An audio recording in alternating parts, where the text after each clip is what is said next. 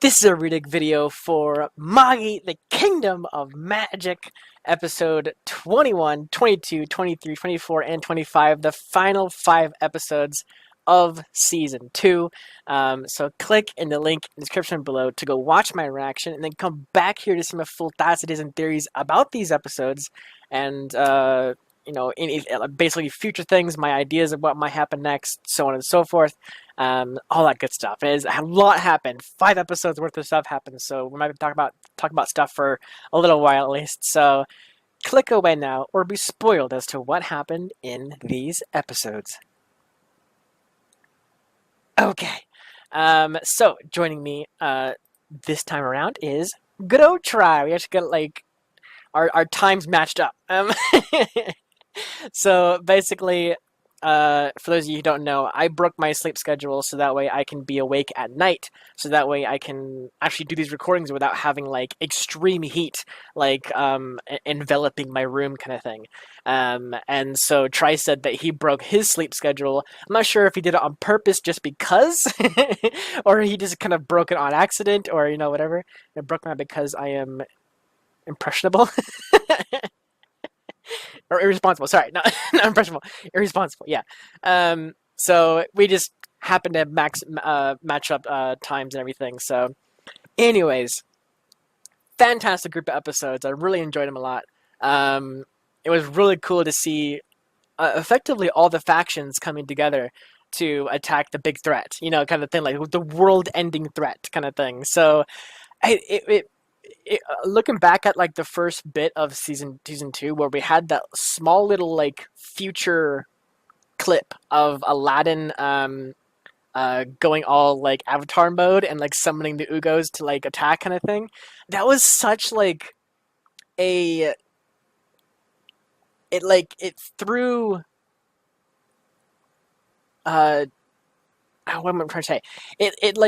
It threw you off, because he wasn't attacking the armies the future thing said it, or that was my thought about that clip, was he was attacking both armies at once, and that he the academy was controlling him kind of thing. That was my theory on it kind of thing. But just looking at it, just baseline without any theories, he was attacking both of the factions or trying to stop them, or whatever kind of that. But now that we know the truth about that, he was just doing that against the Rem Empire, and then everything else was just it was just there, because when in that future clip, they had Aladdin attacking or charging up his attack or whatever, right? And then there was all the main characters of both sides kind of looking up oh my gosh, kind of thing. Even all the Magis that were there, and Sinbad, and all of them, they're all on the ground level looking up at Aladdin doing the Ugo thing, and then the big old beam of lights, kind of shooting up. And then we saw a clip of Morgiana on a boat, as well as Alibaba on a boat.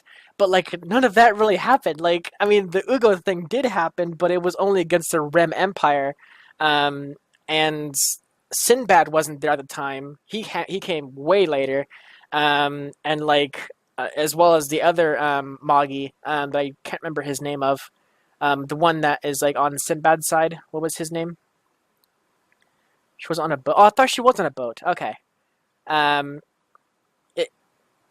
Okay, I must be because I thought the one Magi that Morgiana was with, that brought them together kind of thing, I thought he was next to Sinbad or something like that, in that future clip. Yunnan, something like that. Okay, I'll put that down quick. Yunnan. Good Magi.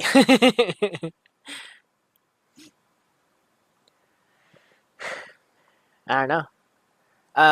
I don't think I have the episode still. I think I removed... Yes, I did remove it off my computer.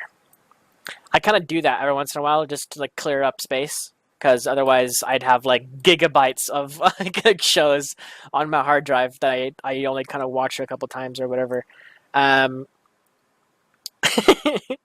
Watch yourself watching it. But yeah, so... in my eyes, it kind of threw off the whole plot of that thing, right?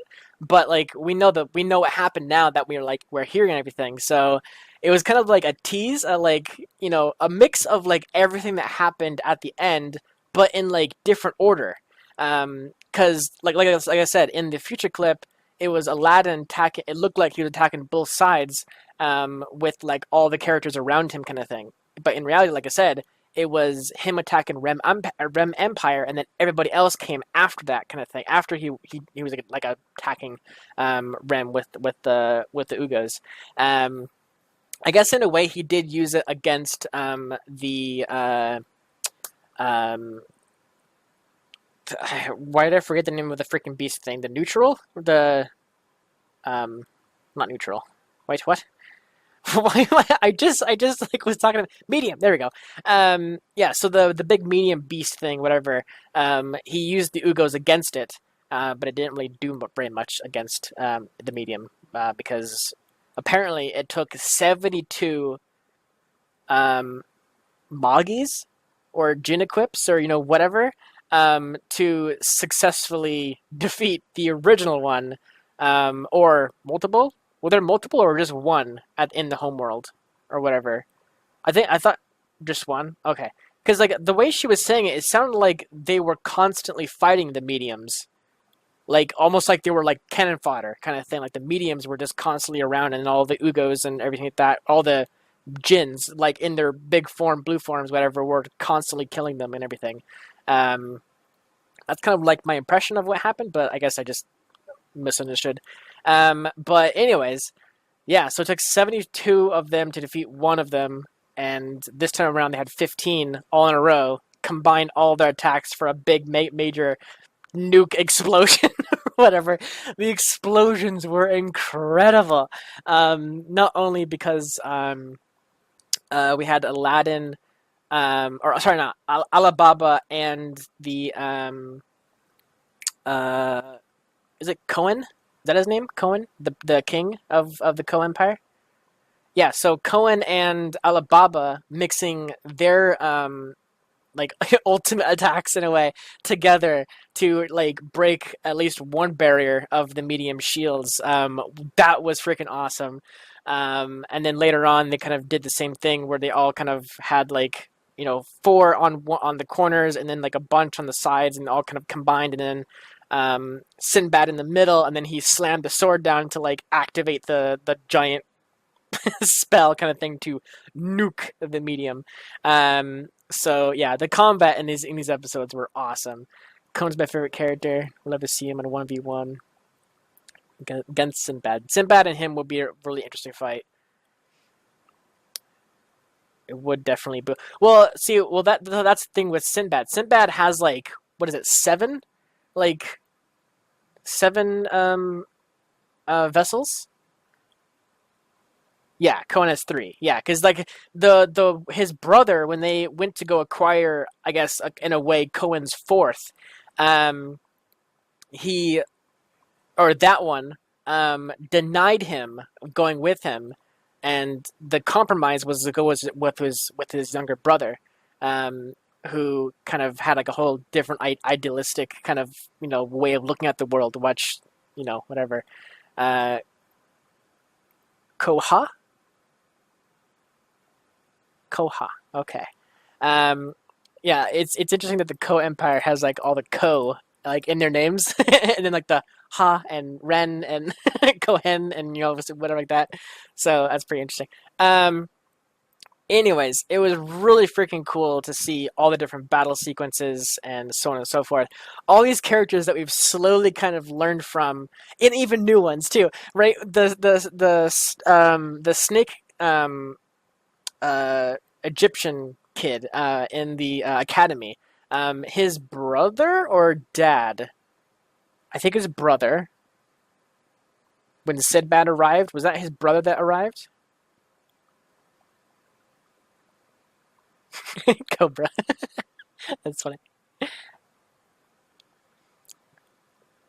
Because like he was talking about like he was like oh, where is that useless something of mine or whatever, or no, something like that. He mentioned like his sibling or either his brother or Like, I think it's might be brother.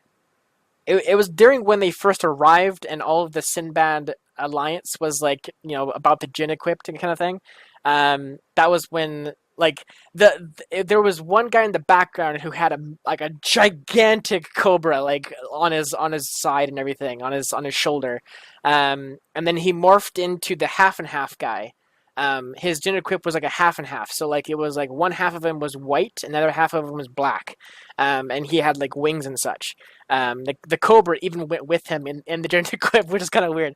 But yeah, so it was really cool to see all the different kind of factions and that kind of thing part of the alliance with Sinbad, and it was really cool to see all of them gin equipped. I think the only single person that did not gin equipped in that entire fight who had a vessel on them was that one guy in the Rim Empire who was in the blimp, and he had the sword on him, and like his men were yelling at him, "You need to hurry up! You need to gin equip!" And he's like, "I can't!" like like he was just like so like unskilled with it, pretty much. That he was the only one who couldn't gin equipped, which is really funny. That guy, yeah, that guy. So that's the I think it's maybe the older brother of the Aladdin's friend in the academy who had the Cobra friend. I got the info. All right. So who is he? It's not the brother. Okay, dad. His brother is there. That's not his. Wait, what? It's not his brother. Sinbad's general. Alibaba's teacher. Wait, so he had a giant snake? He had a humongous cobra on his shoulder that I've never seen before. Like, okay, so that was the guy. Okay, yeah, so that was Alibaba's teacher at the. Yeah, okay. But where'd the cobra come from? Like, that threw me off like hardcore. That's weird. I don't know. Maybe it was just like a family thing, I guess. It's not his brother. His brother is there though. In that country, having a pet snake is a sign of high status. Okay, interesting. Yeah, because obviously, like we saw a flashback or something like that to his country, and it was basically Egypt, but they just call it something different, basically. Um, so that is pretty cool. I like that. So yeah, it does make sense that that was Alibaba's teacher. Uh, that we've seen before. Basically, it makes sense for him to be there. I just that cobra just really threw me off. I just don't. We've never seen it before, so that's why I never. I thought it was a new person or whatever. I wasn't paying attention too much to the face or whatever. I was like, there was like a lot of characters on the screen. And I was kind of like flipping through all the different characters. Like, oh, look at the guy in the background. Oh, look at that girl. Just like flipping around like all the different characters. So yeah, I loved all the gin clips and everything. The girl had like one of the like her face, and then like there was like side faces and like the back face kind of thing on her gin equipped. Um, we had Alibaba go full gin equip mode, which was super cool. We actually saw his full gin equipped. Instead of just like the hands and the sword kind of thing, he's like his full body gin equip kind of thing, which is really cool. Like that kind of like halo kind of thing behind him. Um, yeah, we saw we saw Cohen throw Alibaba into the volcano. That was hilarious. I love that. I loved how he's like Alibaba, get over here, whatever, and just dragged him. And then the sister or whatever is like, this is what he really meant, whatever. Like that was really funny. And then we cut to him in the volcano, like kicking him into the lava, like get it, suck it in, kind of thing or whatever. Like that was really funny. Um, but yeah, that was really, really, really cool. So, Cohen actually used all of his gin equips effectively. We saw all three of them.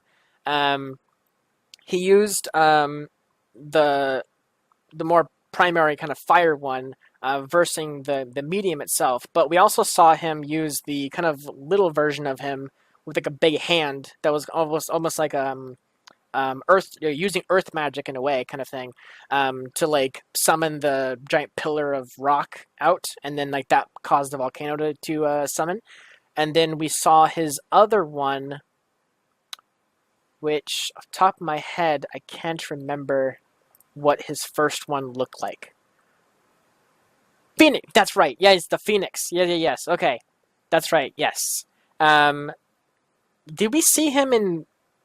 Did we see the Phoenix in um, transformation mode? Like I know that was like that's like a byproduct of the sword. Okay, yeah, we didn't get to see the Phoenix equipped. Okay, yeah, because I know I know it's the byproduct of the sword of him like pulling the sword out, pointing at somebody and saying like heal him kind of thing, kind of thing. But yeah, I didn't think we saw the Phoenix equipped. So I guess we didn't get to see all of them. But it was very cool to see him and Alibaba work together and everything to at least damage or take out a couple barriers of the medium shields and everything like that. Um, but all in all, the fights were cool. The matchups were interesting.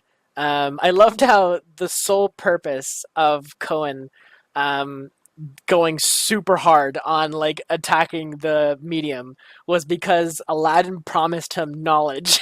Like that was the sole purpose. Like he was literally killing himself over and over and over and over and over again just because Aladdin promised him knowledge. Like that was so freaking funny. Like oh my gosh. Yeah, and then at the end he claimed Aladdin. He's like, "All right then. I claim this one." He like picked up Aladdin and then he's like, "Wait, what?" So that's funny. Yeah, the Co-Empire now has a new Magi. So this is the thing too. I wonder if Cohen is angry or whatever at Judar for not showing up to help, kind of thing. I wonder if anybody there is going to be angry at Judar for not helping against this big threat, kind of thing. Even though we know as viewers that he's part of Altharman and everything, and the I guess the queen of the Co-Empire is also part of Altharman. Um, it would be interesting to see what their point of view is and how much knowledge they know compared to what we know. Basically, like we can jump around to each character and know everything about them, but like to them, like do they know Judar is like part of Altharman or like whatever? Like that's kind of something that I would love to know from these characters and what they really think about Judar and everything. I mean, Judar helped them to be what they are today, but at the same time, like we're not sure if anybody has like deep hatred towards Judar and kind of stuff like that. Judar said he was much of a part as Altharman as Hakuryu is, so Judar seems to be secretly doing his own thing with Hakuryu. Okay, that's interesting.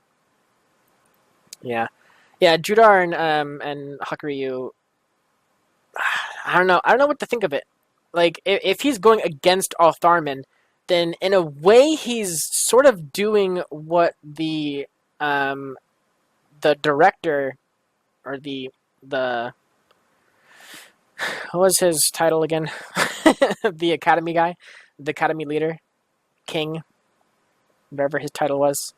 I think it was director. Dean? Is it Dean? Something like that.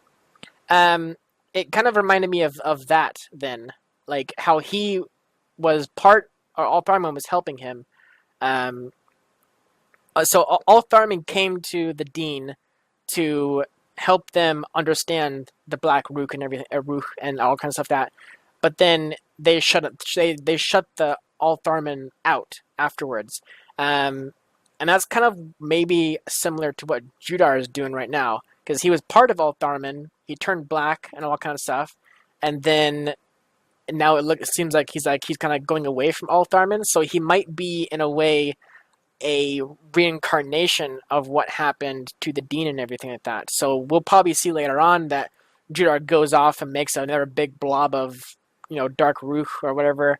And then this whole thing kicks off again, because it seems like this show is all about reincarnation and like just everything kind of is like a big circle, right? So like the big devastating world tentacle beast from the sky will always come about at some point, and all the different jinn and all kind of stuff like that, they all in a way died or whatever in their world, but got kind of transferred over to this world, and it's kind of like reborn in a way, or or have some kind of weird state of living in this world. So it seems to be a lot of like reborn, die reborn kind of thing, like the Magis kind of like coming back.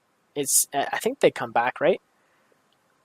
Guess we haven't really know too much of knowledge about that, but I know that like Solomon had three Magis, and one of them being the queen of the Co-Empire, and then the other two don't look familiar, so they probably died. So yeah, remember getting 2 sets ago, it showed a group of humans from the other world that looked a lot like the jinns we see now. Ugo, Aman, yeah.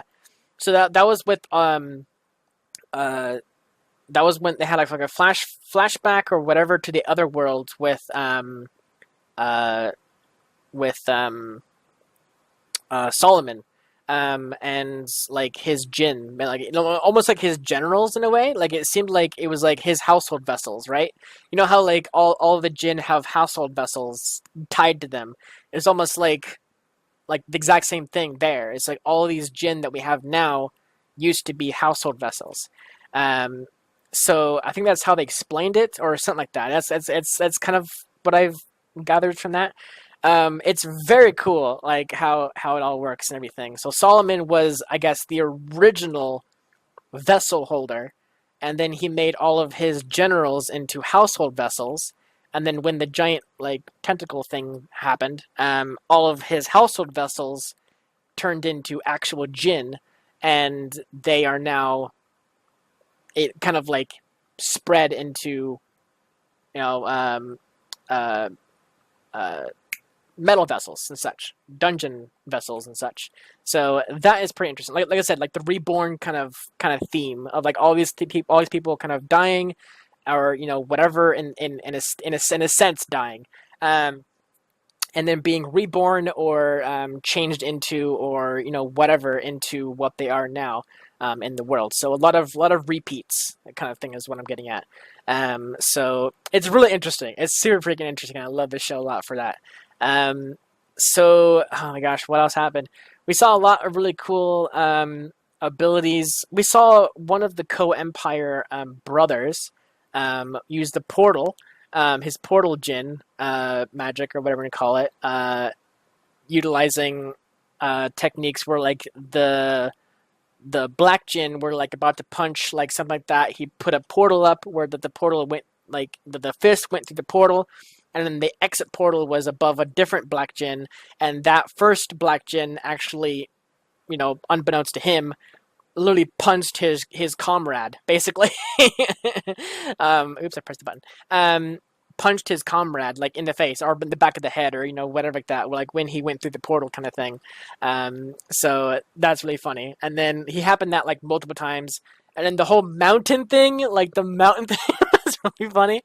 I loved how the Altharman guys were sitting there watching, and they're like, "Did he really just teleport a mountain?"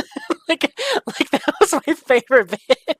Like even they were shocked. They're like, "What? Did he just really do that?" It's like, "Yep, he did." That was hilarious. Like even though it didn't do anything to the medium, like that, like actively kind of thing, it was still funny as heck. Like just like they're pure shock. They're like, "Did he really just do that?" Oh my gosh. Teleport the medium to the sun, problem solved. There we go. Yep. I'm wondering if there is like a distance limit to what he can do, because otherwise he would just be able to teleport himself anywhere on the planet, kind of thing, or beyond, kind of thing. I'm actually wondering if that's how he got there so fast, but I guess there could be other magic involved due to that, because the Co-Empire had a lot of magic. Stuff like they had the magic communicator kind of stuff to like send messages to all of the metal vessels and everything like that all throughout their kingdom to come and help, kind of thing. So stands to reason they probably have a lot more magic stuff on them to teleport or so on and so forth. So, but yeah, he was a pretty cool character. Um, we saw a little bit more about the one younger brother that had the scythe, the one guy who can like change the size of his sword, kind of thing. We saw a little bit more about his Koha, yeah, his background and everything. How he kind of, in a way, gets these kind of like uh, neglected, um, uh, I guess disfigured, like kind of weird in a sense, weird people, like following him, kind of thing. So that was actually pretty cool because like it seems like he is in a sense like the king of like the abandoned kind of thing in a way, where like where all the other kings and people and everything like that shun these people for either being different or looking different or so on and so forth. Um, Cohen is all about kind of like hanging out with them kind of thing, and treating them like equals in a way kind of thing. So it's pretty cool, like how we had a little bit more backstory with him and everything. Um, Still not sure about the three girls that follow him, like because we heard like a little bit about their backstory, but like nothing kind of more beyond that in these episodes, anyways. Maybe just a little bit, but like even that, it's just like same stuff that we've seen before. So I don't know. It's still pretty interesting to know about those characters, though. Um, who else? Who else? Who else? We saw the uh, Huckaway again, which is always good. She used her gin equipped and all that stuff like that during the battle. Um, which, by the way, what?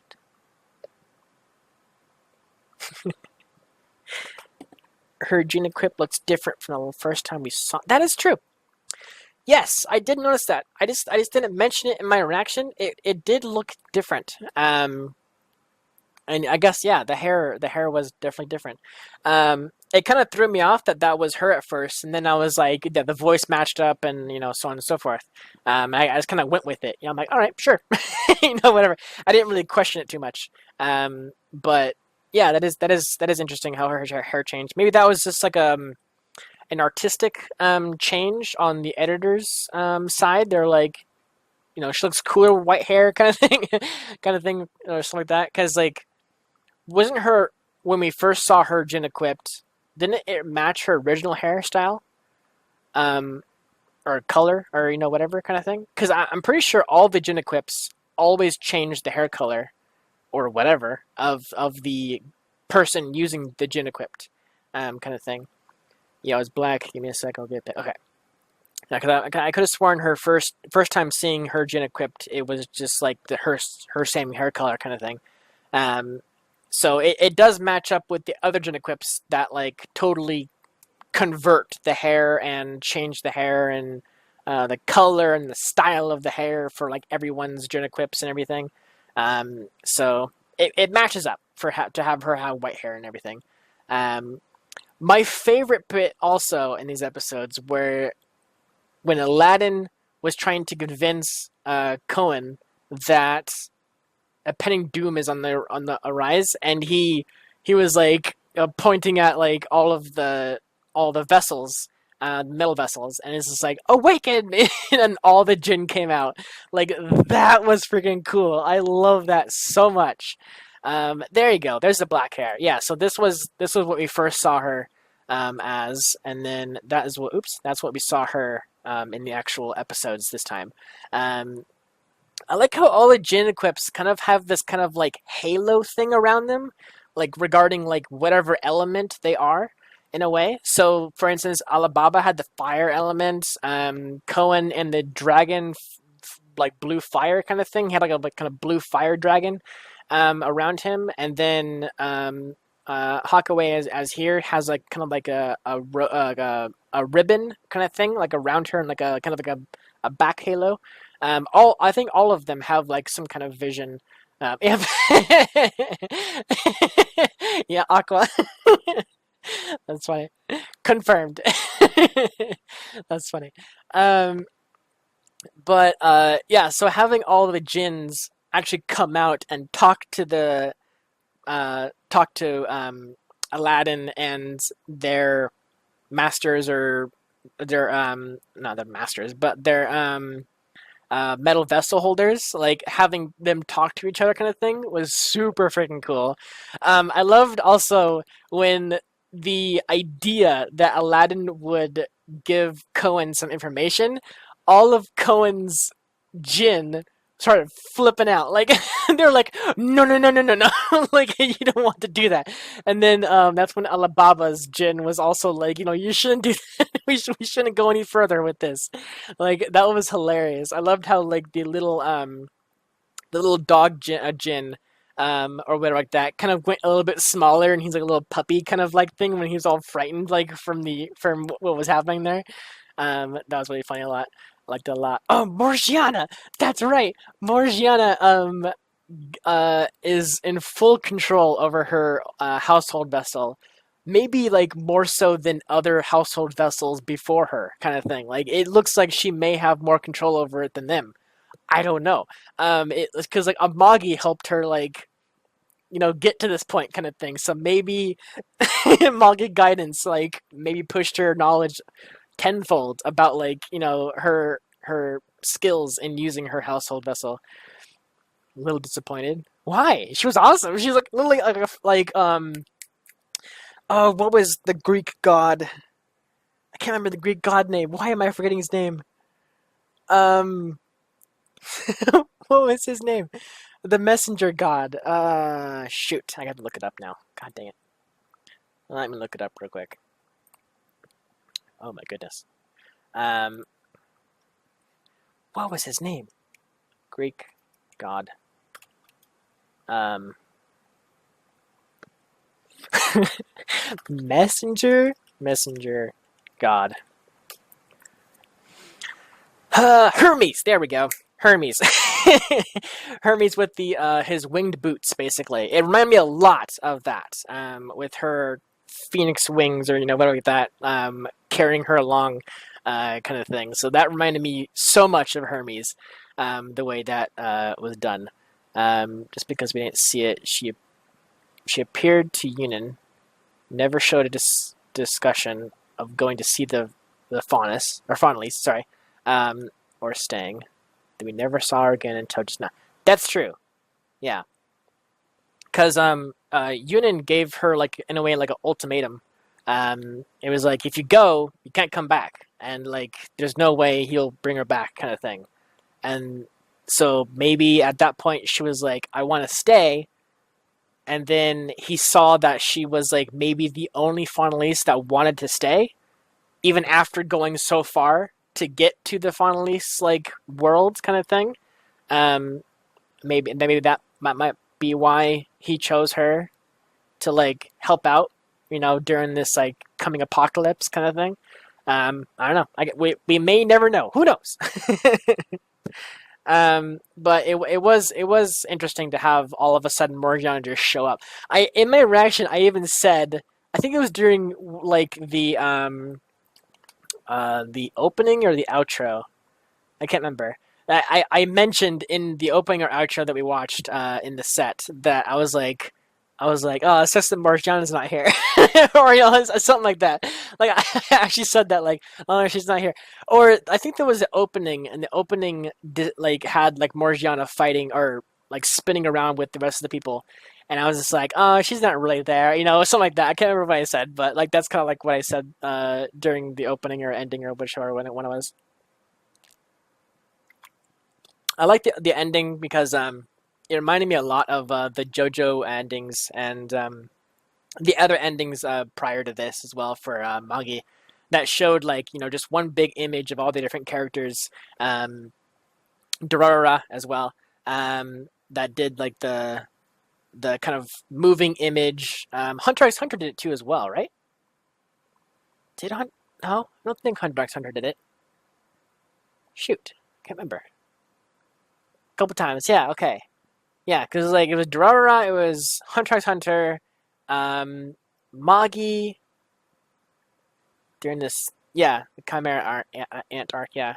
Um, I don't remember any kind of other show that did it, but I love those. I love those kind of big picture like panoramics, kind of thing in a way. It's very very cool, and the way they did this one is very interesting. How they kind of they pan up for all the different characters, and at the very top it shows Yunin and Morgiana, and then from there it kind of has like Aladdin and Alibaba kind of like grabbing hands and then moving on kind of thing. I was actually thinking like just now, I wonder if that picture shows the appearance of those characters in order that they appeared in the actual show. Well, I should say, like, in terms of the battle kind of thing. I should look back at it to see if that's like a thing. Because I'm wondering if that is like from the beginning of the war fighting the medium, like all the characters in that credit screen, like from the bottom is the first, and then like as you go up is like the people who come to help out against the medium, all the way up to like Aladdin and Alibaba, even though they were kind of there already. But it because like the last ones at the very very tippy top of that credit screen credit picture was Yunin and Morgiana, and they were indeed at the very end of the battle itself. So that's kind of like what I'm thinking. Maybe it's going based off like the order of the medium battle. Maybe just a random thought I just had. Anyways, very very cool group episodes. I really enjoyed them a lot. I mean, if I'm missing anything, there was so much in these episodes, and I loved every bit of it. There was something else? Okay.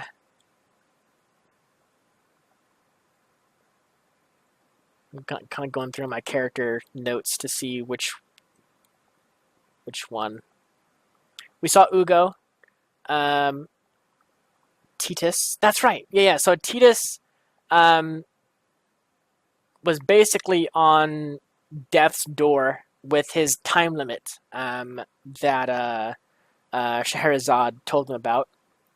And so his last act in the world with that body that he had was to go down to the basement where the director was, or the dean, whatever, and help break it. Basically, help break the chain of creating jinn constantly, kind of thing. So that was really cool how he did that and everything. In a way, that was the killing blow. Like unbeknownst to everyone, that moment that Titus did sacrifice himself, that is the thing that ended up winning. Was that moment that he did there, because he ended up sacrificing himself and being sucked in a way to the dean's body, and then when he was in the medium mode, he had a little bit of Titus inside of him that made him like conflict, kind of thing, and that's what showed Aladdin and what's her name from Sinbad's generals, the mage girl. I can't remember her name either. Yum Yum Yamrahai, Yamrahai, something like that. Yeah, Yamrahai. Yeah. So they jumped into his body, much like Alibaba did with his friend, his bro, in a way, to like save him from the dark jinn kind of thing. So that also kind of in a way seems to be a recurring thing. Like whenever someone is controlled by dark jinn, like either Aladdin or somebody else will be kind of like in a way pushed into their memories to like save them from themselves, kind of thing. So I mean that's kind of, it seems to be hand in hand with Solomon's power. Whatever Solomon's power has, he has the ability to do so, and to like heal the Black Rook kind of thing. So if Aladdin can figure it out, he can start turning all these dark, Rook kind of thing like to back to light again, which would be really interesting. Because if there's a way to make it dark, there is definitely a way to make it light from there. Um, I know with Alibaba, in a way, he didn't really like turn his roof white again. He just kind of like blended it in his body to make it work properly. So he's half and half in a way, just like Sinbad is. Sinbad is half half as well. So they didn't really turn it to white. They just kind of, balanced it from inside their body, kind of thing, which is very very interesting. So yeah. But yeah, so Titus ended up being, like I said, unbeknownst to everybody, Titus was the spearhead to defeating the medium, and then he kind of died and went up to Ugo, who apparently is God, or whatever in this sense. And once Scheherazade also went up there, Scheherazade's little blob, and then Titus's little blob all kind of came together, and they were hugging each other and like having friends. And then Ugo was like, "There's one more body that Scheherazade left, in the human world or whatever. Like, do you want to do it?" And Scheherazade was like pointing towards Titus, like, "Go, go." So that was really funny. So Titus has a brand new body to use, and I'm not sure if this one has a time limit or if this is like just genuinely just a new Magi kind of thing. Like, I think it's a brand new Magi, just like in the body that's there kind of thing. I don't think there is a time limit on his body. Could be, I don't know. Yeah. Ugo did call him a brand new Magi, so it stands to reason he's here to stay, which is really cool. So we have Titus or Titus, Titus. I can't remember now. I keep calling him different things. Titus. I'm wondering if the Rem Empire is going to want him to stay with them, to continue being the Magi for the Rem Empire. That's one thing that I'm wondering what's going to happen, or he's going to stay with, the mages and such. So no, there's no time limit. Scheherazade's original body is dead, and there isn't a link. Yeah, that's true. That's very very true. Yes. To which the why time limit existed before. Yeah, because Scheherazade was alive for like hundreds of years, right? Like over 200 years or something like that. I can't remember the exact number, but it was like hundreds of years. There you go, 268 years. So that was like her last moments, was like to create Titus to do stuff, or I guess the clone of Scheherazade. Did the clone create Titus, or did the body create Titus? That's what I want to know. Which came first, the chicken or the egg? In a way, the world may never know. So if there is... Got me a present? What? Oh, sweet. It's probably... Oh, I gotta open up on a different screen, because it's probably never gonna let me zoom in properly. Let me put this right here. Let me scale it down a little bit. Maybe zoom it out. So I'm trying to put it on top of the Discord stuff, so that way I can scroll up or whatever, just so I can see all the different characters again. Okay, yeah, so I don't think it's in order. Well, it might be in order. I think it actually might be in order in terms of who attacked the medium. Because, like, that's when the... that's when... Wait, what did it say? There's actually another version of this second one has them in their gin equips. Oh, yeah, okay. That was... Yeah. Because I remember these guys being in their, like, their gin equips or whatever. These guys all in their gin equips and such. I love the dragon dudes behind the generals and such. Like, those guys were cool. Like shooting fire and everything. Yeah, so it well, I mean, I guess in this picture it shows Judar and Hakuryu near the very top, and I guess in a way they did show up near the end, even though they didn't do anything in the battle, but they didn't show up near the end. So maybe it's, I don't know, it might be an order of appearance in terms of like when they all showed up. I don't know. It's cool though. I like it. It's a cool picture. So, is there anything else that we missed and or still need to talk about? I feel like that's all the major bits. I could be missing a couple because, like, again, it's 5 episodes. I probably missed something. Trying to think. Go through all of it in my head.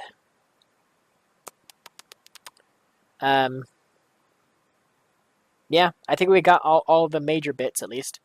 If there is anything that I missed, feel free to comment down below, and I will talk with you down below. Have what I thought of the given thing, or what so on and so forth.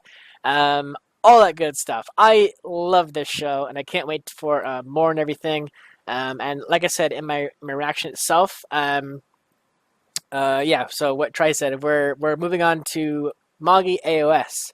Which is a 13-episode series split into 4 parts that we'll be doing in the next 4 weeks, kind of thing. I don't know.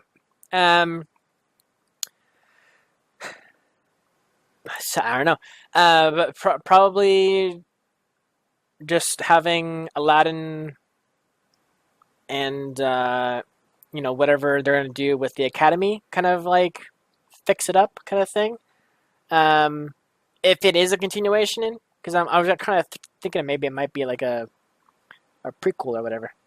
There's no news on season 3, by the way, but AOS came out in 2016, so it's still pretty new. So season 3 is possible. Nice. Yeah, Magi is a very cool, interesting show. When I first started watching this series, it kind of started off a little bit slow in my mind. Well, I guess it's been a while since I've seen episode 1. I can't remember exactly what my feelings were when I first watched it, but it did kind of seem like it was kind of like a slow kind of build up until it started getting really cool. But I remember liking it in the first episode, but it was kind of like a slow kind of build. Yeah, season 2 was definitely like action, giant beasts and dark gin and all that kind of stuff. And season 1 was like the journey kind of thing of all the different characters and getting to know the characters and so on and so forth. So understandable that season 1 was a little bit slower, but yeah, Magi's fun. It's a fun show for sure. So if that is it, I think that's it for now. Like I said, if I missed anything, let me know down below, and I'll talk to you guys down below. And I will see you guys next week for the first 3 episodes of Magi AOS. Thank you so much. Can't even talk. Thank you so much for watching, and I will see you guys next week for some more Magi. Take care, buddy.